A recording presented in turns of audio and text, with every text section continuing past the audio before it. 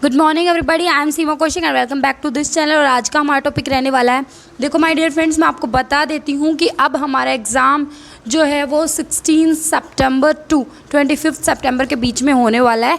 इस वजह से जैसे मैं आपको करा रही थी इनकम टैक्स, अगर इस स्पीड से कराऊंगी तो फिर वही सब्जेक्ट पूरा नहीं होगा। इसीलिए मैंने सोचा है आपके लिए कि मैं ऑडियो सीरीज़ प्रोवाइड कर दूं आपको, मतलब थोड़ा थोड़ा सा बता दूं, ठीक है। उसके बाद आप साथ के साथ लिख लो या फिर सुन के ही अपने माइंड में बिल्कुल क्लियर कर लो कि क्या चीज़ है, राइट, जिसकी वजह से आपको बहुत अच्छे से क्लियर हो जाए। ओके, तो मेरी बात सुनो ध्यान से। मैं जो टॉपिक कराऊँ आप साथ में थोड़ा सा लिख लेना, क्योंकि देखो इस टाइम पर सबके पास टाइम भी नहीं है इतना ज़्यादा कि आप नोट्स बनाओ। अब फ़िलहाल आपका टाइम आ गया कि आप रिवीजन करो। इस वजह से अब ये सब्जेक्ट मैंने स्टार्ट कर रखा था। मैंने सोचा था नवंबर वगैरह में एग्ज़ाम होगा तो तब तक आराम से हो जाएगा, इसलिए मैं बहुत आराम से करा रही थी। बट अब स्पीड में कराऊंगी, इस वजह से आपको क्या करना है, थोड़ा बहुत नोट डाउन कर लेना, नहीं तो मेरी बात ध्यान से सुननी है। एक दो बार वीडियो सुन के साइड करते जाओ, ठीक है, अगर आप कर रहे हो तो। नहीं तो आपने जितनी प्रिपरेशन कर ली है उसको फोकस करो उसके ऊपर और उसको रिवीजन करो, तो अपने आप इजीली क्रैक हो जाएगा। डरो मत बिल्कुल भी, ठीक है। प्रीवियस ईयर को एनालिसिस अब भी करो। चलो स्टार्ट करते हैं आज का टॉपिक। आज का टॉपिक हमारा एग्जाम्पशंस अवेलेबल टू इंडिविजुअल और एसयूएफ, मीनिंग कैपिटल गेन के अंदर कुछ एग्जाम्पशंस है। मैं आपको सेक्शन बताऊंगी, ठीक है, सेक्शन के बारे में बताऊंगी। आप लिखना हो तो लिख लो, नहीं तो लर्न कर लो। साथ के साथ मैं भी लर्न करूंगी और आपको भी लर्न कर रहे हैं, राइट। और फटाफट जल्दी देखो, फटाफट पहली जो एग्जाम्पशन है वो है, लिखो फटाफट, capital gain on sale of residential property and use for residential purpose. Section 54 ये क्या कह रहा है, capital gain on sale of residential property. Capital gain, ध्यान से सुनो मैं क्या कह रही हूँ, कैपिटल गेन कब अराइज हुआ, on sale of residential property और यूज्ड फॉर रेजिडेंशियल पर्पस। आप रेजिडेंशियल पर्पस के लिए किसी रेजिडेंशियल प्रॉपर्टी का इस्तेमाल कर रहे थे, रह रहे थे, और उसको आपने बेच दिया है, वहाँ से आपको कैपिटल गेन अराइज हुआ। तो क्या आपको एग्जाम्पशन अवेलेबल है अंडर सेक्शन 54 में? ध्यान दो, बिल्कुल, मेरे को तो याद हो गया, आपको याद नहीं हुआ तो दोबारा से वीडियो देखो। यस, इसकी एग्जाम्पशन मिलेगी आपके एसएससी को। एसएससी यहाँ पे हो सकता है ओनली इंडिविजुअल और एचयूएफ, कंपनी को नहीं मिलेगी, इंडिविजुअल और एचयूएफ। अच्छा जी, कब मिलेगी? जब आपकी एसेट जो है वो लॉन्ग टर्म कैपिटल एसेट्स है, तब मिलेगी। समझ में आई बात? बिल्कुल अच्छे से समझ में आई बात। रेजिडेंशियल हाउस की बात कर रहे हैं। रेजिडेंशियल हाउस का मतलब है कि या तो आपने बिल्डिंग बना रखी है या फिर एक लैंड है, उसके ऊपर आपने कुछ अपार्टमेंट वगैरह बना रखा, आप रह रहे हो, ठीक है, और वो कि कहाँ की है, इंडिया की है। समझ में आई बात? लॉन्ग टर्म कैपिटल एसेट्स क्या होता है आपको पता होगा कि कम से कम 3 साल, मीनिंग आपने जैसे परचेज जो जब आप ट्रांसफ़र कर रहे हो ना, उससे पहले 3 साल आपके पास हो, मीनिंग 1 साल तो परचेज किया, उसके बाद 2 साल उस पर कंस्ट्रक्ट किया हो, तो 3 साल हो गए, ठीक है। अब आप क्या कर रहे हो, आपको मतलब कहने का मतलब ये है कि एग्जाम्पशन किसकी मिलेगी, जो कैपिटल गेन अराइज होगा वो, और जो आपने डिपॉजिट का अमाउंट कराइए वो, उनमें से एक की एग्जाम्पशन मिल जाएगी। बट याद रखना वो एग्जाम्पशन कब मिलेगी, मेन इंपॉर्टेंट बात ये है, वो एग्जाम्पशन जब मिलेगी जब आपने जो एसेट ट्रांसफ़र करी है उसके 3 साल के अंदर अंदर आप क्या कर लोगे, दोबारा से आप परचेज कर लोगे कोई नई एसेट्स।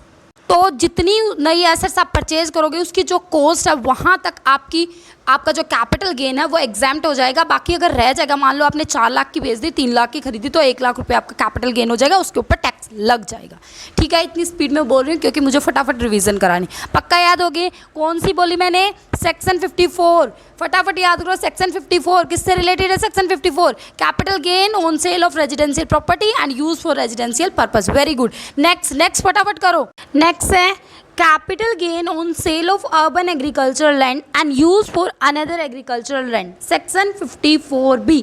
इससे पहले सेक्शन 54 था ना, अब सेक्शन 54 आ गया। और ध्यान से सुनो ये क्या कह रहा है, मैं ये नहीं कह रही हूँ सामने होता तो लर्न हो जाता है ना, ध्यान से सुनो, लिखो capital gain on sale of urban agricultural land and used for another agricultural land. कहने का मतलब ये है कि अर्बन के अंदर आपकी एग्रीकल्चरल लैंड थी और उसको बेचकर आपका कैपिटल गेन अराइज हुआ, तो क्या उसके रिगार्डिंग कोई एग्जाम्पशन अवेलेबल है? जी हाँ, इंडिविजुअल और एचयूएफ को अवेलेबल है। यहाँ पर आपकी जो एसेट्स का नेचर वो चाहे लॉन्ग टर्म कैपिटल एसेट्स हो या शॉर्ट टर्म कैपिटल एसेट्स हो, कैसी भी हो, आप दोनों के केस में आपको एग्जाम्पशन मिलेगी, राइट। अब एसेट्स कैसे ट्रांसफ़र किया हो आपने, ट्रांसफ़र करने से पहले आप 2 साल उस पर काम कर रहे हो, मीनिंग आपने आपके पास या आपके पेरेंट्स के पास एग्रीकल्चर पर्पज़ के लिए बेचने से, ट्रांसफ़र करने से पहले 2 साल पहले आप उसका इस्तेमाल कर रहे थे, ठीक है। और वो एसेट्स थी आपकी एग्रीकल्चरल लैंड, जो कि रूरल या अर्बन एरिया कहीं पर भी हो सकती है। समझ में आई बात। अब क्या बात है, आपको जो ये जो मिलती है एग्जाम्पशन, वो कैसे मिलेगी। एग्जाम्पशन जब मिलेगी जब आपने अपनी एसेट्स को सेल आउट किया है, उसका जो कैपिटल गेन अराइज हुआ है वो आपने यूटिलाइज कर लिया हो 3 साल के अंदर अंदर। कहने का मतलब है 3 साल के अंदर अंदर आपने कोई नई एसेट्स परचेज कर ली हो। अगर आप नई परचेज कर लोगे तो जहाँ तक आप परचेज कर लोगे उसकी कॉस्ट तक आपकी एग्जाम्पशन मिल जाएगी, बाकी जो रिमेनिंग रह जाएगा उसके ऊपर आपका टैक्स लग जाएगा। तो दोनों सेक्शन माय डियर फ्रेंड्स आपको पक्के लर्न हो गए होंगे। सेक्शन एक तो 54 था और एक था 54B।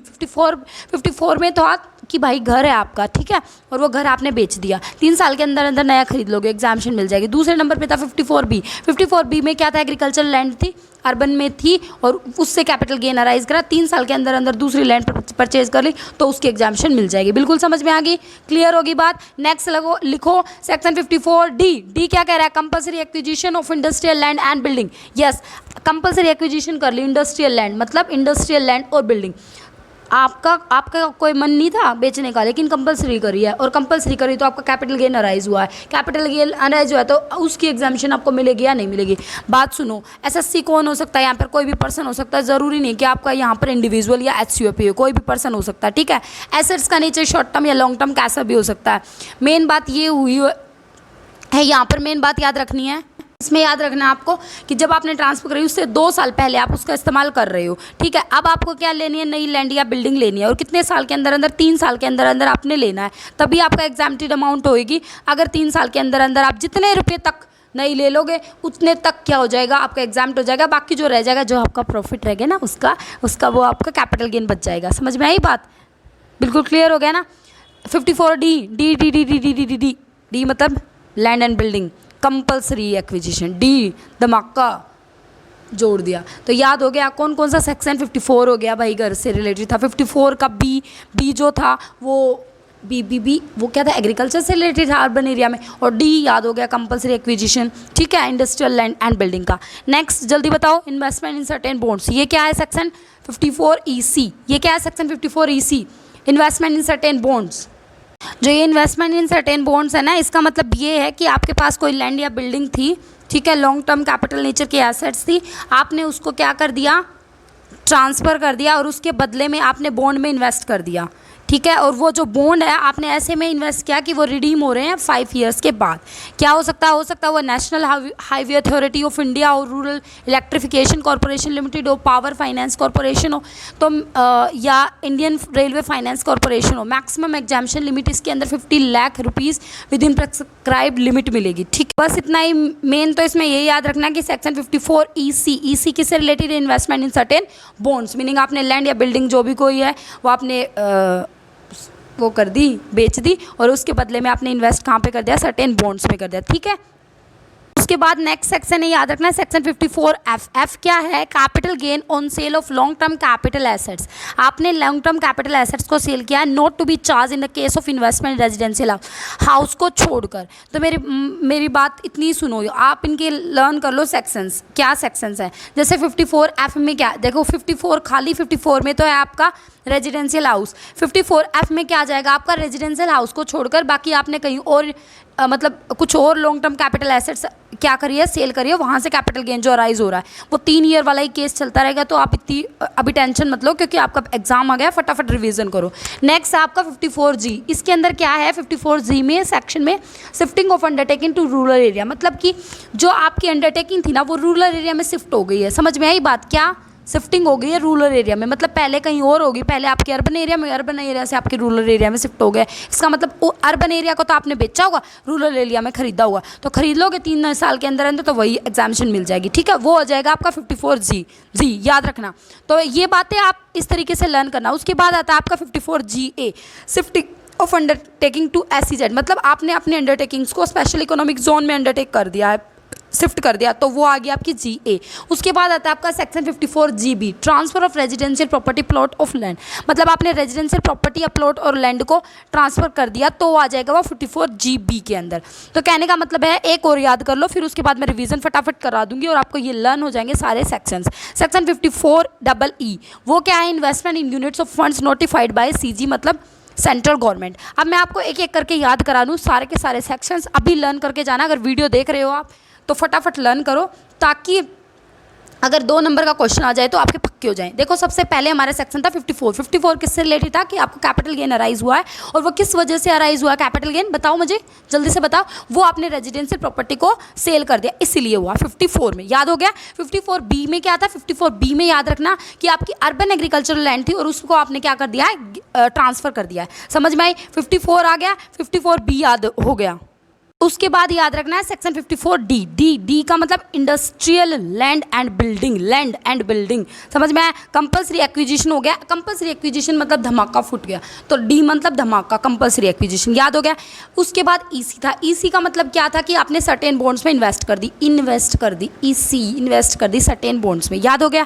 फिर उसके बाद 54F में था, F में क्या याद करना था कि मान F में याद करना था, याद दोबारा से बता रही हूँ, खाली 54 में 54 हो गया फेल, F मतलब फेल। 54 में तो रेजिडेंशियल हाउस, ठीक है, वो ट्रांसफ़र करते हैं। 54 में रेजिडेंशियल हाउस को छोड़कर बाकी और कुछ land, long term capital gain वगैरह आप भेज रहे हो तो हो गया। समझ में आई बात, बिल्कुल समझो, बिल्कुल मेरी बात ध्यान से समझो। 54 याद हो गया, 54F याद हो गया, 54B याद हो गया, 54EC याद हो गया, है ना। अब करो 54G मतलब ग्रामीण ऐसे याद करो, G मतलब ग्रामीण, कहने का मतलब है shifting of undertaking to rural area, ग्रामीण एरिया, ऐसे याद कर लो। अब पक्का याद हो गया 54G, बताओ मुझे, हो गया ना। चलो उसके बाद GA, अब देखो ग्रामीण से भी आगे, है ना, इसका मतलब आगे क्या होगा, SEZ मतलब shifting of undertaking to special economic zone.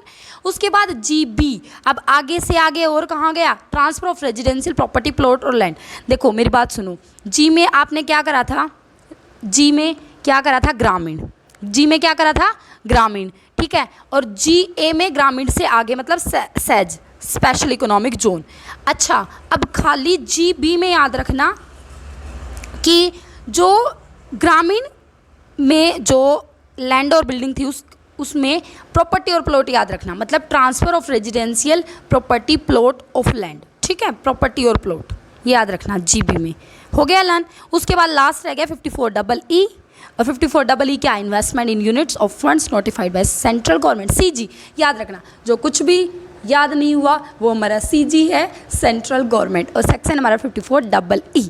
तो आपको सारे सेक्शन 54 वाले याद हो गए हैं 13 मिनट्स के अंदर, इसीलिए इसी तरीके से बने रहिए और शेयर कर दीजिए। और माय डियर फ्रेंड्स, अगर 1000 सब्सक्राइबर मेरे कंप्लीट हो जाते हैं ना, तो रातों रात लग के पूरी रिवीजन अच्छे से करेंगे ऐसे ही, ठीक है, लाइव लेक्चर में। अगर नहीं होते हैं तो अब मैं कर नहीं सकती हूँ, क्योंकि लाइव का ऑप्शन तभी आएगा जब आपके 1000 सब्सक्राइबर कंप्लीट हो जाएंगे। इनकी मिनिमम रिक्वायरमेंट है कि 1000 सब्सक्राइबर जब तक कंप्लीट नहीं होते हैं आप लाइव लेक्चर नहीं ले सकते हो। इसीलिए अगर पॉसिबल हो तो आप शेयर कर दीजिए, 1000 जल्दी से कराइए, फिर हम बहुत अच्छे से रिवीजन करेंगे। सारे 25 दिन है ना, कम नहीं है, और हम JRF फोड़ेंगे अब की बार, राइट। सो इसी होप के साथ आप अच्छे से अपनी प्रिपरेशन करिए, और अपनी याद रखना अभी जो टाइम है ना, इसको गंवाओ मत एक भी सेकंड के लिए, ठीक है। फटाफट जितना भी टाइम मिल रहा है दिन रात एक करके और लग जाओ, क्योंकि आपको पता है कि आपको अपना एग्ज़ाम क्रैक करना अब की बार, राइट। नहीं ताने सुनने किसी के भी, सिर्फ और सिर्फ हमारा एक ही टारगेट, और वो है JRF, ठीक है। और इसी होप के साथ मैं आपसे अलविदा लेती हूँ, बाय बाय, टेक केयर। हाँ, देख लेना, आपका मन हो रिवीजन करने का तो शेयर कर देना, ताकि सब्सक्राइबर जल्दी जल्दी से बढ़ जाएं। ज़्यादा की कमी नहीं है, 150 के आसपास ही कमी है, तो फटाफट आप बढ़वाइए और फिर हम करेंगे धमाका। Bye bye, take care.